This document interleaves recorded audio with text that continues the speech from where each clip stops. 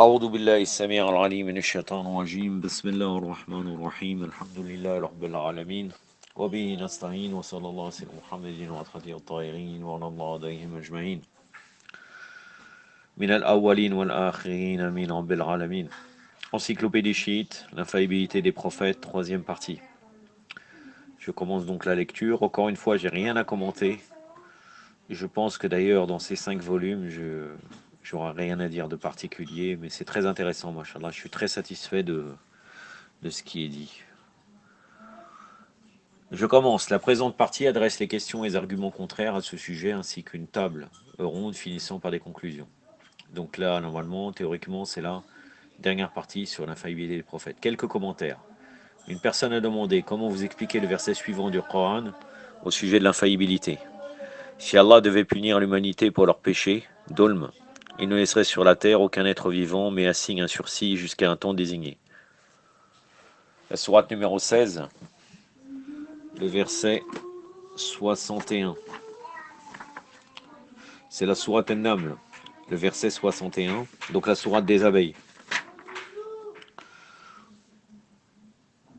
Jusqu'au milieu du verset. A'udhu billahi sami'il alim minash shaitanir rajim. ولا يحيط الله الناس بظلمهم ما ترك عليها من دابة ولكن يؤخرهم إلى أجل مسمى صدق الله العلي العظيم. Donc le commentaire de l'auteur de l'encyclopédie, il dit: mon commentaire est le suivant. Il y a des significations différentes pour le terme dolm.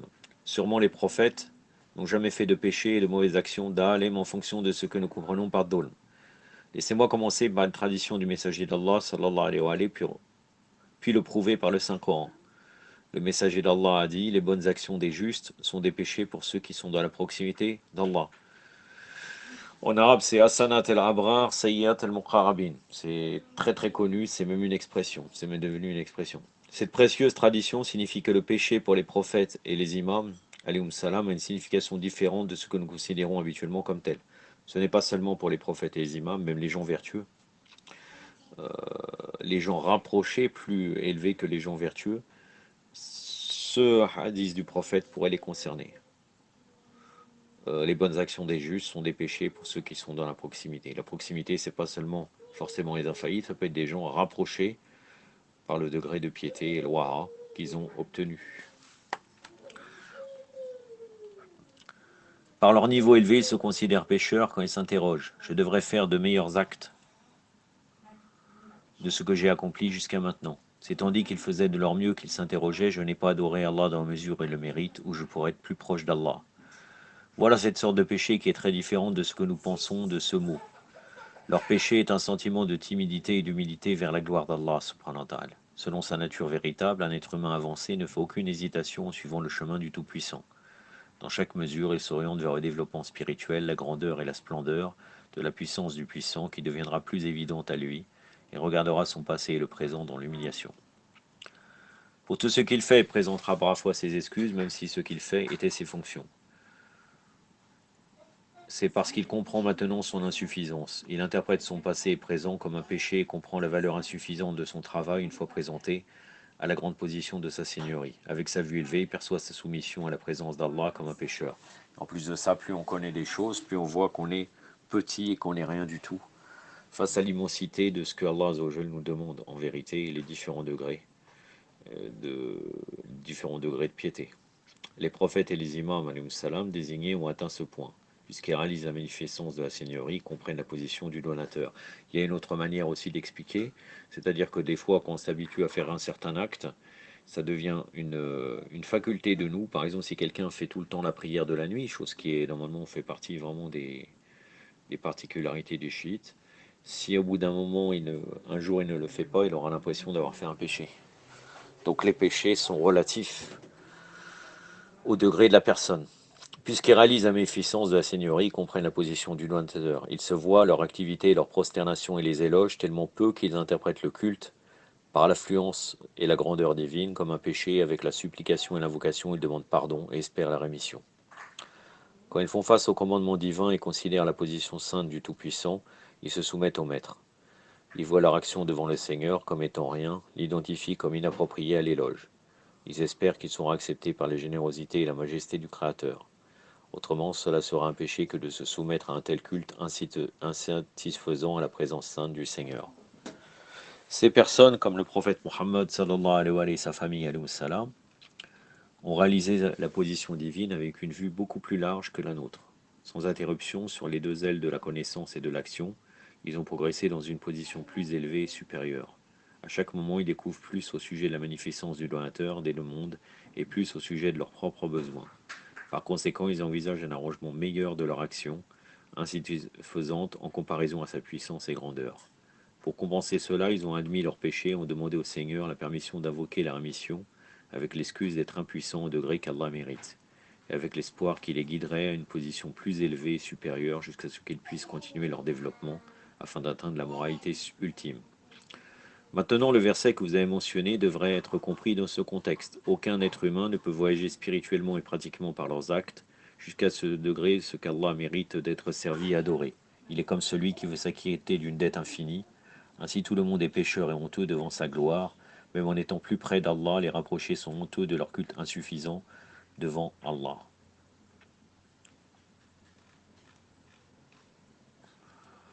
Laissez-moi également vous fournir des preuves du Coran que Dolm pour les prophètes a une signification très différente. Allah subhanahu wa ta'ala, à qui appartient la majesté, déclare dans le Coran: et quand Ibrahim alayhi salam a été éprouvé par son Seigneur avec certains commandements et qu'il les a accomplis, alors il a dit: certes, je vais te nommer comme imam pour l'humanité. Abraham a dit: et de ma progéniture y aura-t-il des imams? Il a dit: mon engagement ne concerne pas les égarés parmi eux. La sourate Al-Baqarah, la sourate numéro 2, le verset 124. On va voir comment il va expliquer. Peut-être que j'aurai sûrement quelque chose à rajouter de plus. Car, bien sûr, ça n'implique aucunement le péché, puisqu'en fait, ce verset coranique veut dire comme quoi, dans sa progéniture de ses enfants, c'est pas tout le monde qui sera des imams et qui sera des gens bien guidés. C'est pour ça, mon engagement, il peut s'appliquer pour tes descendants, mais pas pour tout le monde, pas les égarés parmi eux. Et d'ailleurs, c'est pour ça que les imams, alayhi salam, avant même du fait qu'ils seraient des liens sanguins, c'est lié au fait qu'ils sont nommés par Allah, subhanahu wa ta'ala. C'est-à-dire, vous avez des fils des imams qui n'étaient pas bien, guidés. Ça veut strictement rien dire. C'est pas lié au sang, c'est lié au texte et le fait qu'ils ont été nommés par Allah, subhanahu wa ta'ala, qui sont imams. Le verset en entier, donc c'est la sourate Al-Baqarah, le verset 124. A'udhu billahi samir al-ghalim minash shaitanir rajim. Wa idha ibtala Ibrahim rabbuhu bi kalimatin fatamahuna qala inni ja'iluka lin-nas imaman. Qala wa min duriyati qala la yanalu a'di ad-dalimin. Sadaqallahu al-aliyyul azim. Donc, qu'est-ce que l'auteur va expliquer dans le verset ci-dessus? Allah déclare que la position de la conduite assignée par Allah n'atteint pas à une personne qui est égaré, dalem, égaré, injuste ou commettant des péchés. Maintenant, il n'y a aucun désaccord que le prophète Mohammed sallallahu alayhi wa sallam était une autorité divinement désignée et un descendant d'Ibrahim alayhi salam. Non seulement lui, mais également Moussa, Moïse, Jésus, David, Daoud, Soleiman étaient également les descendants d'Ibrahim alayhi salam ou alayhum salam ajma'in. Et tous ont été investis par Allah comme imams. Ceci s'avère qu'ils ne purent jamais être un égaré, un alim injuste ou commettant des péchés. Autrement, la dernière phrase du verset 122, du verset 124 de la sourate numéro 2 deviendrait fausse et absurde. La seule manière d'accepter qu'il n'y a aucune contradiction entre la sourate 2, verset 124, et le verset que vous avez mentionné est d'accepter la signification de la tradition de notre prophète au sujet de ce péché qui est très différent pour ceux qui sont les rapprochés d'Allah. Leurs péchés sont leur sublime action. Je ne trouve pas qu'il répond à la question, car en vérité, comme je vous l'ai dit précédemment, comme je vous l'ai dit, je vous ai déjà expliqué tout de suite, c'est que juste de dire comme quoi ça ne concerne pas tout le monde. Ça n'a pas un rapport avec le fait comme quoi pour ces gens qui ont été nommés par Allah, qui sont les prophètes, leur péché est différent de pour ceux qui sont les rapprochés d'Allah que les autres. Donc le verset ne veut pas, à mon humble avis, il faudra revenir au tafsir de Ahl al-Bayt, ce verset ne veut pas dire ça. Ce verset veut dire que certains peuvent être guidés et être imams ou être des prophètes, et d'autres, dans les descendants de Ibrahim alayhi salam, seraient des injustes, et donc son engagement ne les concerne pas, l'engagement d'Allah. Une autre objection, un converti musulman ancien catholique a déclaré qu'il y a un rapport d'adultère de Daoud alayhi wa afdalus salat ala Muhammad wa ali Muhammad, dans l'Ancien Testament, les prophètes étaient des êtres humains comme nous. Rappelez-vous que Muhammad sallallahu alayhi wa a eu ses péchés passés et futurs pardonnés. Cela veut dire qu'il y en avait fait.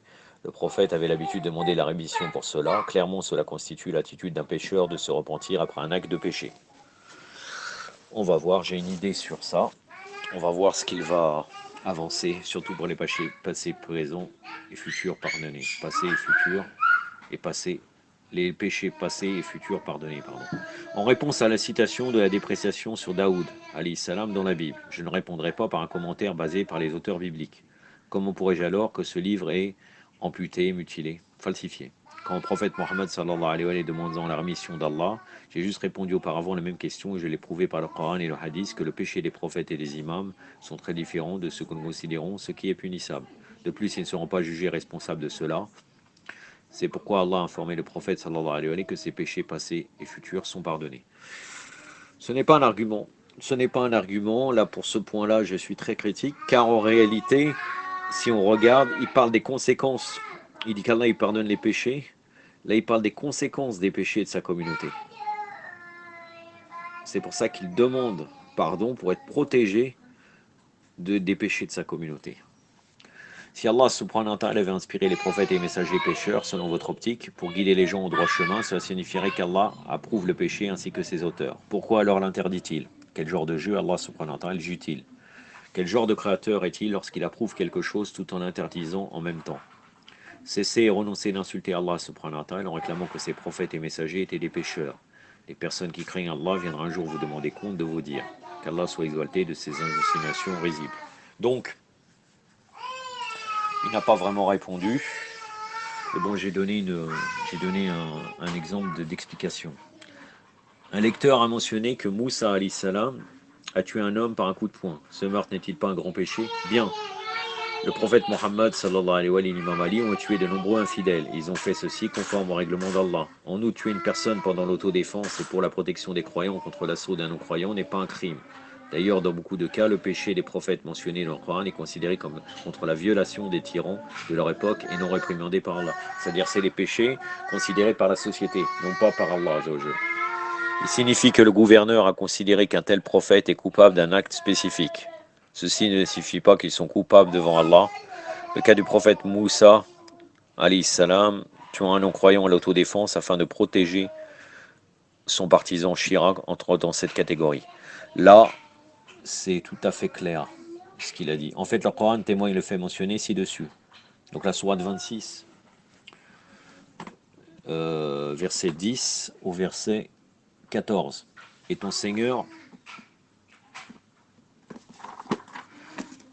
appela Moïse à aller au peuple injuste. Le peuple de Pharaon ne craindront-ils pas? Ne me craindrait-il pas? Il a dit, mon Seigneur, je crains qu'il me charge de menteur. Ma poitrine se resserre, ma langue est embarrassée, envoie donc Aaron pour m'aider. Et ils ont un crime à me reprocher, j'ai peur qu'ils ne me tuent. Versets 10 à 14. Donc c'est la sourate Shuara, le verset, sourate 26, verset 10 à 14. A'udhu billahi samir al-alim minash shaitanir rajim. Wa inada rabbuka al-Musa aniti qawmi dhalimin قوم فرعون أفلا يتقون قال ربي إني أخاف أن يكذبني ويضيق صدري ويمتلك لساني فأرسل إلى هارون ولهم علي ذنب فأخاف أن يقتلني. Un crime, sadaqallahu al-ali al-alim. Un crime ou dam, c'est aussi un péché. Ils ont un péché à me reprocher. Donc un péché selon quoi? Ça c'est intéressant parce qu'en vérité, un péché, si on traduit par un péché, on comprend bien, ils ont un péché. Eux, ils ne sont pas croyants pour déterminer qu'est-ce qui est un péché, qu'est-ce qui est mal ou bien. Donc c'est un crime ou un péché selon eux. Comme nous pouvons le remarquer dans des versets, le péché du meurtre est considéré par le peuple de Pharaon et non par Allah, comme je viens de vous le dire. Le peuple injuste considère Moussa alayhi salam coupable. En tant que tel, ce n'était pas un péché devant Allah subhanahu wa ta'ala, mais plutôt à la charge du gouvernement de Pharaon. Selon le gouvernement de Pharaon, c'était un péché. Le prophète Moussa alayhi wa afdalus salat ala Muhammad wa ali Muhammad a fait ce qu'il a été censé faire. Cela en aidant le croyant opprimé contre l'oppresseur. Bien qu'il n'y ait pas eu l'intention de tuer l'oppresseur, néanmoins cela s'est produit pendant cette défense. C'était le plan de Shaitan que de rendre la situation plus difficile pour Moussa, Moïse, alayhi salam. Par ce meurtre non planifié, la vie de Moïse a été rendue plus dure puisqu'il a dû partir de l'Égypte, mais ceci ne signifie pas qu'il est fautif ou a péché. Défendre parfois la vérité peut causer des ennuis, mais pas en accomplissant le péché. En dépit de tous ces ennuis, Allah subhanahu wa ta'ala a finalement accordé la victoire à Moussa, alayhi salam, sur les incrédules. Le prophète Moussa, le prophète Moïse, alayhi salam, n'était pas un égaré, un pécheur. Autrement, cela contredit le verset 2, le verset de la sourate 2, verset 124, où Allah nous fait remarquer que la position de la guidance assignée par Allah n'atteindra pas un égaré ou une personne qui commettrait des péchés. Un autre frère, enfin un frère selon lui, a argué le fait qu'Allah subhanahu wa ta'ala interdit de nous considérer comme purifiés dans le verset. Ne croyez pas à votre propre pureté. Donc là, une malcompréhension claire. Puisque là, ça parle d'un sujet d'éthique. Je vais voir ce qu'il va répondre. Donc ça, c'est Sourate An-Najm, il me semble, la Sourate 33. Oui, exactement. 53, c'est la Sourate An-Najm, je ne me suis pas trompé. Donc la Sourate de l'étoile, verset 32.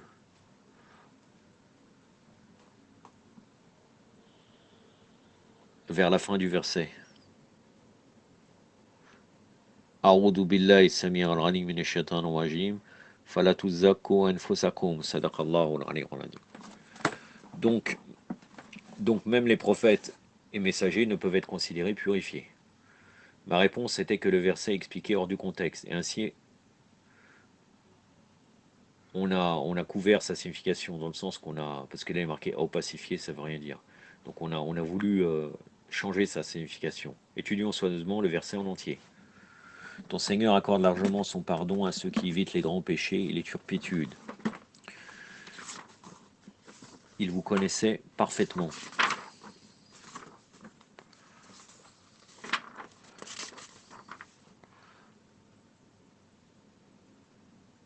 Lorsqu'il vous a créé de la terre et que vous étiez encore des embryons dans les utérus de vos mères, ne croyez pas à votre propre pureté, c'est lui qui connaît ceux qui le craignent.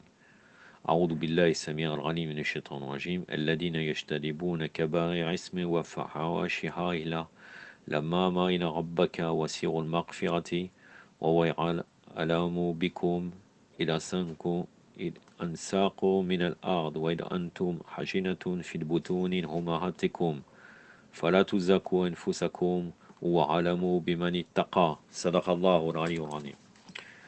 Ce verset indique que ceux qui ne commettent que des fautes légères ne devraient être punis, ne devraient être... attendez.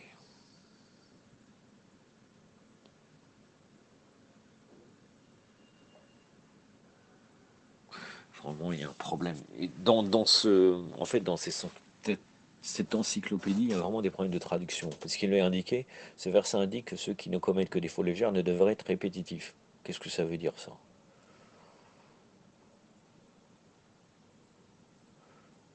C'est-à-dire comme quoi ne devrait pas se sentir toujours coupable, peut-être pour ça, parce que Allah subhanahu wa ta'ala dit, ton Seigneur accorde largement son pardon à ceux qui évitent les grands péchés et les turpitudes. Donc les petits péchés, il faudrait demander pardon, mais bien sûr, il ne faut pas les répéter. Il faut demander pardon. Ils devraient faire attention à ne pas tomber victime de leur égoïsme et de ne pas se croire les meilleurs ou des purifiés. Car le fait de faire des petits péchés, ça ne veut pas dire qu'on est des purifiés. Car seulement Allah subhanahu wa ta'ala connaît vraiment le contenu des cœurs. En tant que tel, ce verset ne s'applique pas au prophète sallallahu alayhi wa sallam qui n'a eu aucun défaut. Car Allah subhanahu wa ta'ala aurait dirigé le verset sur lui comme il le fait dans d'autres versets. Par conséquent, le verset ne vient pas soutenir un argument que le prophète était un pécheur. Et d'ailleurs, Allah a mentionné dans la sourate 33, verset 33 du Coran, toujours le même verset cité bien plusieurs fois précédemment, que les Ahlul Bayt du prophète, alayhum salam, sont totalement purifiés et sans souillure. Alors nous pouvons conclure qu'Allah est celui qui confirme que le prophète est pur et aussi conforme au verset ci-dessus cité qui énonce que seulement Allah sait qui le craigne est le plus pur. Je n'ai pas besoin de mentionner que le prophète sallallahu alayhi wa sallam est le premier membre des Ahlul Bayt, donc si Ahlul Bayt sont parfaitement purs, le prophète l'est aussi. Un lecteur a mentionné: nous identifions nos péchés et nos erreurs avec ceux des prophètes et des messagers, c'est-à-dire nous nous penchons sur les péchés des prophètes et des messagers, et nous définissons nos propres péchés avec les leurs. L'affirmation ci-dessus est totalement illogique, car contrairement à vous, les chiites n'identifions pas les péchés des prophètes par les nôtres. Nous reconnaissons plutôt leurs douleurs et les assimilons avec les nôtres. Il y a une grande différence entre les deux. La douleur en nécessaire, la patience en période de tribulation et d'adversité qu'ils ont dû ressentir. Tout prophète et messager, qu'Allah les bénisse, alayhum salam, ont souffert considérablement en vertu de leur titre comme représentants de l'être suprême, Allah subhanahu wa ta'ala. Nous nous identifions à eux parce qu'ils ont supporté et restons immeublement pendant nos périodes de désespoir. En tant que tel, un prophète ne commet pas de péché, mais a beaucoup souffert. La miséricorde d'Allah subhanahu wa ta'ala n'a rien, comme vous l'insinuez, à voir avec le péché des prophètes et des messagers, mais plutôt ils ont été envoyés pour nous communiquer et fournir le message d'Allah subhanahu wa ta'ala. Et ce faisant, ils étaient différents des rois ou des hauts prêtres qui ne se désintéressaient de la masse opprimée. En effet, regardez chez Moussa, alayhi salam, Moïse, le grand messager d'Allah, subhanahu wa ta'ala, dont toute sa vie était un miracle. La douleur que Moïse, alayhi salam, a supportée en évoquant un sens de paix dans les esprits de ses disciples a servi à les renforcer en période de grande difficulté, sous l'oppression du pharaon. De même, le messager d'Allah, Muhammad sallallahu alayhi wa sallam, a souffert quand il a été frappé à la tête, entraînant des dommages importants à sa mâchoire. Il a également souffert de la faim, du rejet, d'un boycott, du sarcasme, de la tentation, des guerres, de la révolte, de la méfiance de certains de ses disciples, des hypocrites, de la trahison. Puis après sa mission, il a également souffert, après son martyre, il a également souffert des massacres à l'encontre de sa famille. Il y a une tradition authentique du prophète sallallahu alayhi wa sallam disant « Aucun prophète n'a souffert comme j'ai souffert ». Cette indication était dirigée à sa propre chair et sang, sa famille, qui était plus chère à lui que sa propre âme après son décès. C'est ce genre de souffrance qui permet de nous identifier avec celle des prophètes et non leurs péchés. Encore, l'argument échoue clairement quand nous l'analysons au verset. Allah subhanahu wa ta'ala nous dit « Vous avez en effet dans le messager d'Allah un excellent modèle pour celui qui espère en Allah et au jour dernier, qui se rappelle Allah beaucoup. » La sourate El-Ahzab, donc la sourate décoalisée, le verset 21. C'est un verset maintes et maintes fois répété, mais je vais encore vous le répéter. A'udhu billahi samir al-alim minash shaitanir rajim. Laqad kana lakum fi rasulillah uswatun hasanatun liman kana yarju Allah wal yawmal akhir wa dhakara Allah kaseeran. Sadaqallahu al-aliyyul azim. Par un excellent modèle, Allah subhanahu wa ta'ala veut dire que nos vies devraient être modelées autour de cet excellent modèle, qui n'est autre que la sunna, la coutume ou la tradition du prophète sallallahu alayhi wa sallam. Maintenant, si ce modèle était corrompu, qu'Allah nous pardonne bien sûr d'avoir dit cela, alors comment oserons-nous modeler notre vie à cet excellent modèle? Nous ne pourrons jamais nous purifier. Un autre frère déclare, donc un frère comme lui, comme il est selon sa conception, tout être vivant doit être un pécheur, c'est-à-dire le péché est une partie innée de notre personnalité. Je trouve dérangeant la tendance parmi les musulmans chiites, et de même que Bakri, de considérer le prophète Mohammed sallallahu alayhi wa sallam presque comme un demi-dieu infaillible. Je voudrais d'abord demander à ce frère si les musulmans croient à l'infaillibilité des anges. Ils ne font aucune erreur, autrement d'énormes méprises seraient survenues comme la validité du Coran, transmise par Gabriel, Djibril, les anges qui enregistrent nos actions pouvant se tromper, également l'ange de la mort qui prend la vie d'une personne par étourderie au lieu des autres. Allah a indiqué dans le Coran, en parlant des anges, ils ne désobéissent pas à l'ordre d'Allah, ils font ce qu'il leur est commandé. La sourate 66, le verset 6.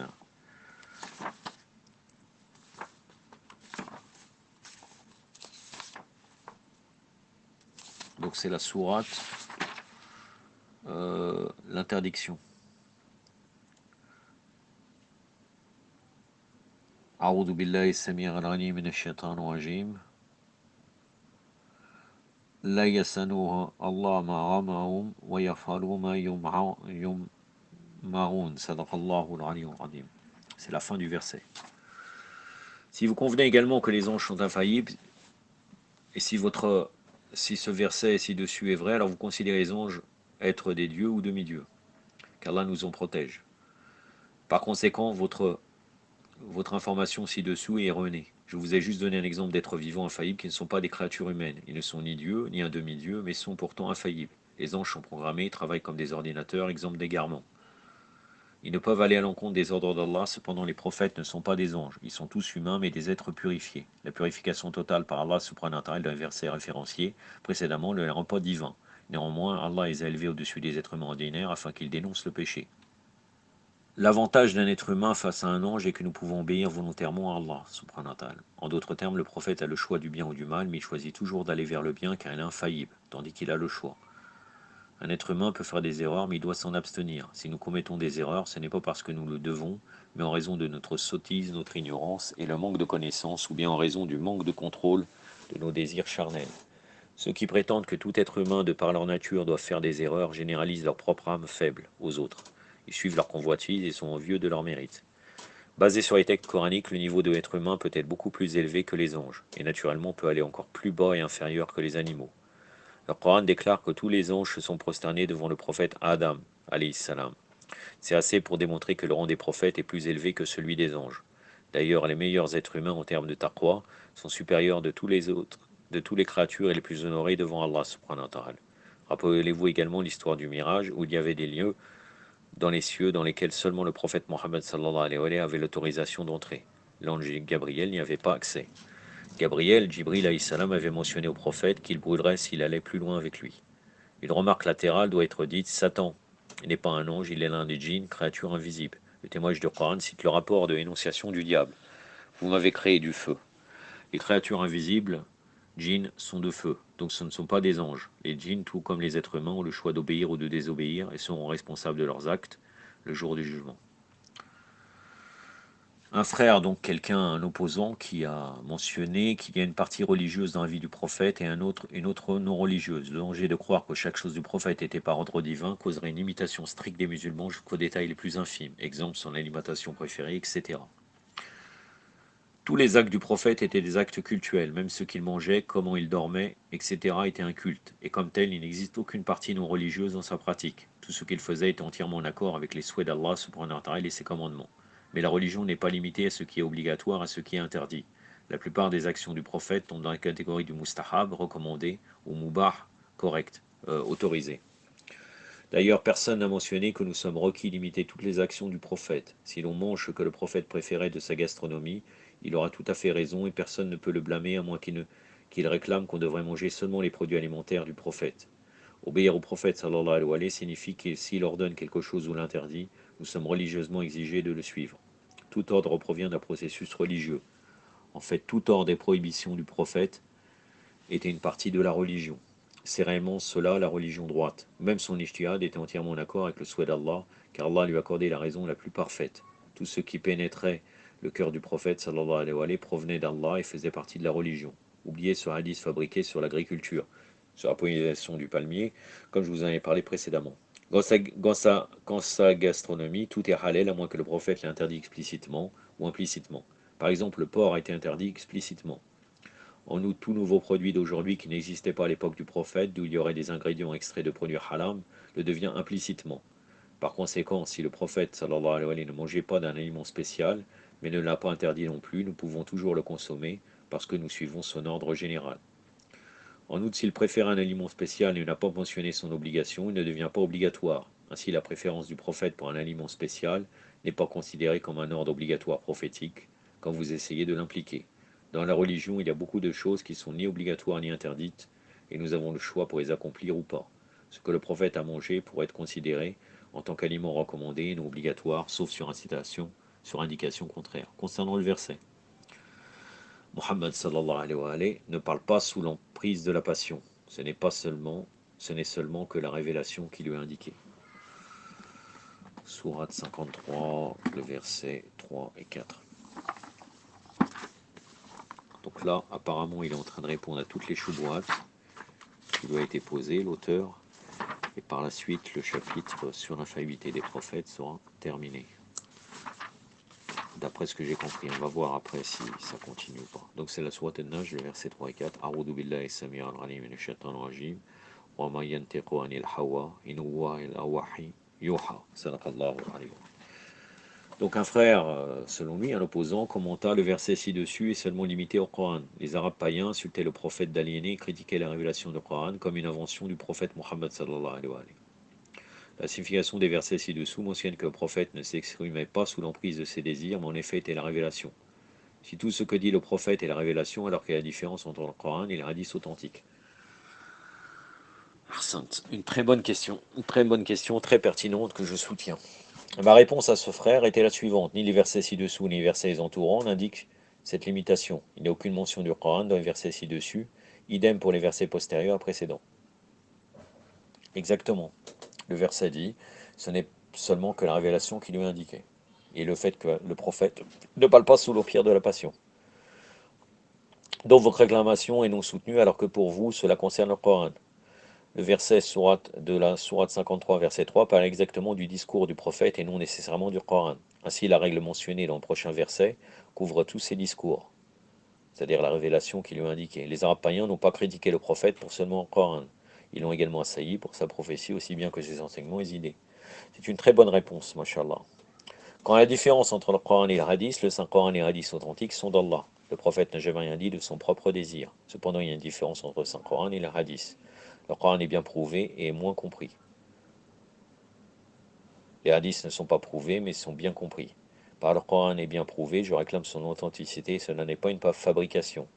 Par le Coran est moins compris, ce que la plupart des versets sont ambigus, et seulement ceux qui sont fermement enracinés en connaissance, c'est-à-dire le prophète et l'Ahlul Bayt, comprennent la profondeur de sa signification. En outre, le Saint-Livre indique seulement les règles générales. Pour ceci et pour beaucoup d'autres raisons, les versets seulement ne peuvent pas être considérés comme source de conseil. Elles ont besoin d'un interprète et c'est là que les hadiths jouent son rôle. Grâce aux hadiths authentiques et reconnus, nous pouvons obtenir l'explication du Coran. C'est tout à fait juste. Allah mentionne dans le Coran, la sourate Ali Imran, le verset 7. Donc la sourate numéro 3, le verset numéro 7, c'est lui qui a révélé le livre où se trouvent des versets clairs. Bon, je vais pas vous le citer en arabe, c'est un verset que j'ai maintes et maintes fois répété dans cette leçon. C'est lui qui arrive dans ces leçons-là, c'est lui qui a révélé le livre où se trouvent des versets clairs qui sont descendus, qui sont des versets clairs qui sont l'essence du livre et d'autres qui sont ambigus. Mais ceux qui ont des cœurs malades suivent ce qui est ambigu et cherchent la discorde et les significations cachées. Mais personne ne sait ces significations cachées excepté Allah et ceux qui sont fermement enracinés dans la connaissance. Ce que j'ai voulu dire par hadiths qui ne sont prouvés, c'est que puisque nous n'avons personnellement pas rencontré le prophète ou ses successeurs, nous ne sommes pas sûrs si tel ou tel hadith est authentique. C'est tout à fait vrai, mais nous ne devons pas les rejeter non plus. S'ils sont conformes à la croyance saine, nous devons les accepter. Un point important concernant ma réponse face à votre question est que si nous étions à l'époque du prophète, sallallahu alayhi wa sallam, et aurions entendu le hadith de la bouche du prophète, ce hadith aurait été aussi obligatoire que le Saint-Coran et nous ne devons pas préférer le Saint-Coran d'un hadith authentique. Je dirais plutôt que le hadith entendu du prophète est préférable à notre interprétation défectueuse du Coran. Parce que la plupart des versets sont ambigus alors que le hadith que nous avons entendu du prophète est clair. En outre, il y a de nombreux cas où le hadith explique les exceptions et les règles générales de l'islam, mais peuvent être en contradiction avec le Coran. Cependant, puisque nous n'avons pas personnellement entendu le hadith du prophète ou de ses successeurs, nous devons examiner sa documentation, la chaîne des narrateurs, ainsi que le nombre de récits semblables à cet égard pour déterminer la force globale de ce qui est attribué au prophète sallallahu alayhi wa sallam. Certaines des conditions sur l'authenticité du hadith sont les suivantes. Et là, j'aurais plusieurs remarques à dire. Il ne devra pas être en contradiction claire avec des concepts bien établis dans le Saint-Coran. Ça pour les versets qui sont clairs, sans aucun doute. Mais qui comprend le Coran, bien sûr, c'est les Ahlul Bayt. Donc nous devons comprendre le Coran pour pouvoir comparer un hadith avec le Coran selon les Ahlul Bayt. Et vous avez entre autres la conception et comment les Ahlul Bayt comprenaient le Coran dans Tafsir al-Burhan. Hein. Donc là, vous pourrez chercher et regarder si vraiment on arrive à comprendre le Saint-Coran sans les Ahlul Bayt. Deuxièmement, il ne devrait pas être en contradiction claire avec d'autres traditions bien établies. Ça c'est sûr. Sur la sunnat qatiri, c'est-à-dire les règles de la sunna des hadiths clairs, ça ne doit pas être en contradiction. Tout émetteur du hadith dans la chaîne des émetteurs devrait être juste, etc. Bon, ça c'est... Il faudrait revoir ça. D'où vient cette science de Rijal, etc., etc. La plupart des mukhalifines, cependant, ne considèrent pas la justice des narrateurs comme un critère. Il relève de tous ceux qui ont vu le prophète ou ont prétendu être musulmans. Moi, je pourrais dire que les chiites aussi, c'est la même chose. Parce que dans les rapporteurs de hadith de l'imam Moussa al-Kazem, on pourrait dire sans aucun doute que 90% sont devenus waqifiyya.